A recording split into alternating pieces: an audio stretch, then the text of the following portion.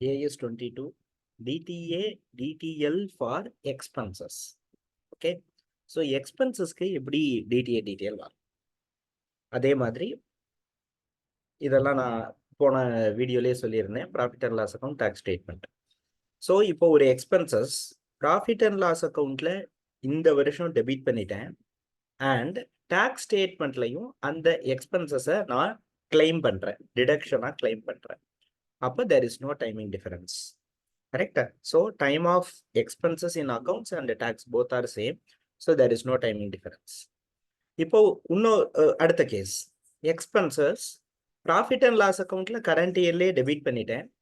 But டாக்ஸில் it is allowable only in next year as a deduction. எப்போ? For example interest to bank loan வாங்கியிருக்கோம், அதுக்கு interest வந்து income tax act படி எந்த வருஷத்துல கொடுத்தீங்களோ அந்த வருஷம் தான் allowed as deduction as per income tax act. But profit and loss அக்கௌண்ட்ல அக்குரல் பேசிஸ், இந்த வருஷத்தோட எக்ஸ்பென்சஸ் கொடுத்தோமோ கொடுக்கலையோ எக்ஸ்பென்சஸை டெபிட் பண்ணிடும். ஸோ இந்த எக்ஸ்பென்சஸ் ப்ராஃபிட் அண்ட் லாஸ் அக்கௌண்ட்ல டெபிட் ஆயிருச்சு, பட் டாக்ஸ்ல அடுத்த வருஷம் தான் டிடக்ஷனா வரும் நம்மளுக்கு. ஸோ இப்போ நம்ம எக்ஸ்பென்சஸ் பத்தி பார்க்கல. Expenses is having corresponding tax savings. அந்த டாக்ஸ் சேவிங்கை பத்தி பார்க்குறோம். As per profit and loss account tax saving, இப்போ அஸ்யூமிங் இன்ட்ரெஸ்ட் 100 ரூபாய், டாக்ஸ் ரேட்டு 10% வச்சுப்போம். அப்போ ஆஸ் பர் அக்கௌண்ட்ஸ்லேருந்து பாருங்க, டாக்ஸ் சேவிங் எவ்வளோ வரணும்? 100ல் 10%, 10 ரூபாய் டாக்ஸ் சேவிங் எனக்கு இந்த வருஷம் வந்திருக்கணும். வந்துதா? இல்லை. Actual tax saving received is nil because when it is allowed as a reduction, next yearல தான் it is allowed as a reduction. அப்போ டாக்ஸ் சேவிங் எப்போ வரும்? அடுத்த வருஷம் தான் வரும். அப்போ tax saving is a income. Outstanding income இது அடுத்த வருஷம் தான் வரும் எனக்கு. கரெக்டா? So outstanding income is a asset. So இந்த வருஷம் டிடிஏ கிரியேட் பண்ணி அடுத்த வருஷம் டிடிஏவை ரிவர்ஸ் பண்ணும். ஸோ இந்த வருஷம் ஒரிஜினேட்டிங் டிஃபரன்ஸ், அடுத்த வருஷம் அது reversing timing difference. That is ப்ராஃபிட்டுக்கும் டாக்ஸபிள் இன்கம்க்கும் உண்டான டிஃபரன்ஸ் பேரு originating timing difference or reversing timing difference. அதுக்கு டாக்ஸ் ரேட் அப்ளை பண்ணா you will get DTA DTL. இப்போ அதே மாதிரி அடுத்த கேஸ் பார்ப்போம். அடுத்த கேஸ் என்ன? Expenses allowed as reduction in current year.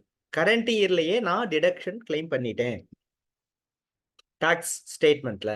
But profit and loss அக்கௌண்ட்ல அது அடுத்த வருஷம் தான் டெபிட் ஆகும் எனக்கு. இப்படி ஒரு சினாரியோ இருந்தா என்ன ஆகும்?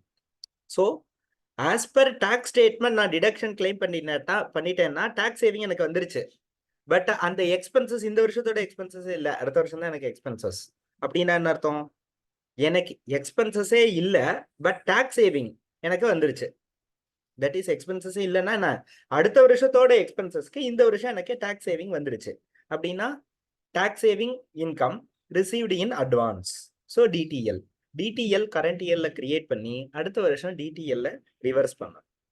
For example, general assumption, depreciation வந்து அக்கௌண்ட்ஸ்ல எஸ்எல்எம் பேசிஸ், டாக்ஸ்ல டபிள்யூடிவி பேசிஸ் அப்படின்னு ஜென்ரல் அசம்ஷன். நீங்க AS22 சம்ஸ் போடும் போதெல்லாம் இதுதான் ஜென்ரல் அசம்ஷன்.